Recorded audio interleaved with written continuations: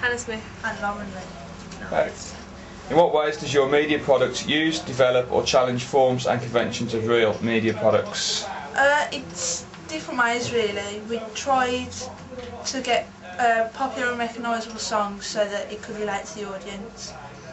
We use pink and white credits because pink is obviously a connotation of love and happiness, and the white is, I think, reflecting the main girl's innocence.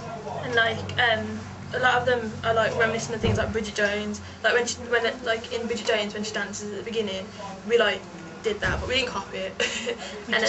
We developed, like we should develop in the convention. And it's based around the point of view of the woman, which is like typical of many rom-coms. So that's how it appealed to the female audience and stuff. And I think another, we made the main character, like the male, was obviously the darker character, and he was wearing a black t-shirt. Yeah. Whereas she was wearing light. She was wearing pink, so it was like light and dark, yeah. And it was just mainly the soundtrack and just the comedy of it as well, because the singing was funny and stuff. Yeah, I think everyone's been in a situation like so it's the main character. Yeah, it's relatable. Okay.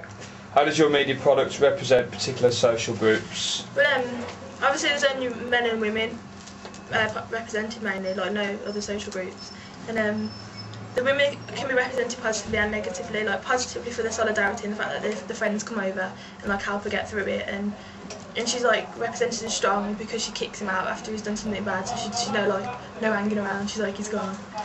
But then I suppose when the male is out the way, she breaks down, and it's her friends, who are obviously female, who comes out as soon as she texts them, they arrive and sort of out. Yeah, so some of that would be negative, the fact that she breaks down over it. But I think at the beginning it's her who's making the effort in the relationship, because she leans over to kiss James. Yeah, which is mad. Yeah. But men are obviously represented negatively as cheating idiots. I won't say the word I got written down, but it's mainly I think it's mainly because rom-coms are usually middle class. Sort of representation, which is what we tried to portray them as, having their own house. And also, it was represented as a bit of an idiot because he was having an affair, and the only place that he could hide bra was under his girlfriend's pillow. And his tops would hang out when he rang out, which is quite idiot, if I'm honest. And when she does kick him out, he doesn't have anything to say. He can't apologise because he knows that he's done whatever wrong. Okay. What kind of media institution might distribute your media product and why? I think we decided on working title films because they're obviously successful with other romantic comedies like Bridget Jones and Notting Hill. And obviously Bridget Jones was something we based it on quite a lot. Big influence as well. And it's a British company, so it'd be ideal for our target audience. And I think in general the films it distributes are popular among the audience. Yeah, obviously they've shown him with the figures full of actually in Bridget Jones of how much they're sold and stuff.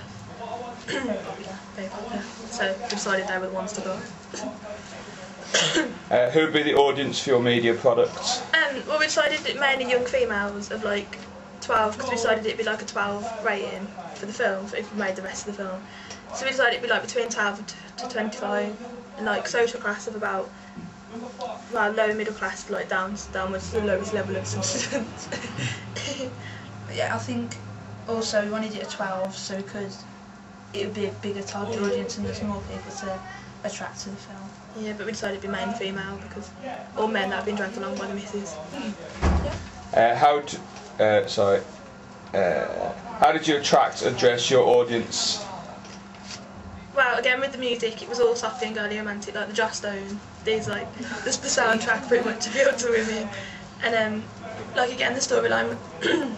The storyline was relatable because every woman's had an issue with a bloke, and well, not necessarily an issue, just had something where she needs her girlfriends to come over. So it's thought it'd be really relatable.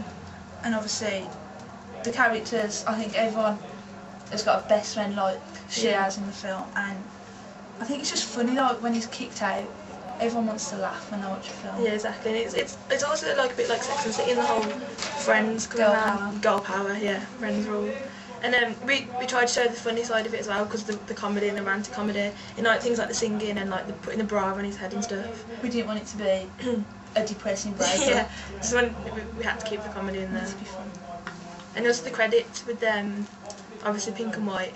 Pink representing like love and stuff. So, and then the white representing like hope.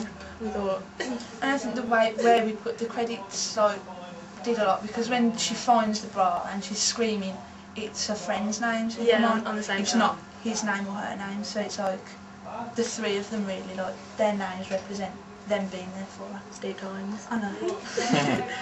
Okay. What have you learned about technologies from the process of constructing this product? Well, we learned not to put mini DVD cams next to the phone, you know, because obviously we get wiped out. And then, do you want to talk about?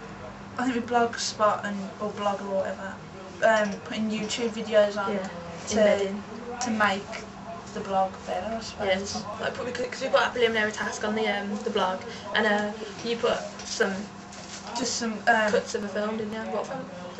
Psycho. Psycho, yeah. So we learned how to do stuff like that, just to like make the writing a bit more. And I think obviously the big one was Final Cut Pro. Yeah, we had issues with that. We did, but I think by the end of it we'd learn how to get clean edits. Yeah, it was just all the different buttons and like obviously the different like transitions we could do, and like when we learned how to do split screen, that was hard. But it was good times. Yeah, yeah. Like when we had to like work out how to like get them so they're matched up and stuff like that. And I think we learned how many different things you could do with a computer. Yeah, and like the white fade at the end as well. There were so many different ways we could have done that. Yeah. And then and with the camera, the battery, I learned how to use the battery because when we were filming, I like left the battery out so the camera kept going off, and then I realised you could click, so that was all good times. And then the tripod, we had issues with that because it was too tall and then it was too small, so it was just issues. Okay.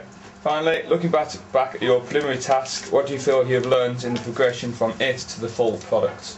Well, I think the preliminary task we did so early, and we obviously had to do the match and action, the 180-degree rule, and the shot reverse shot. And I think that by learning that so early, when we were doing the storyboard, we knew that we wanted it to follow that really, like the 180-degree. Yeah, like we added in a match and action because we thought that was like a good convention. Did too. Did we? Yeah, we did. We did too. And like the one at the beginning when she like rolls over and kisses James on the cheek, that was match and action.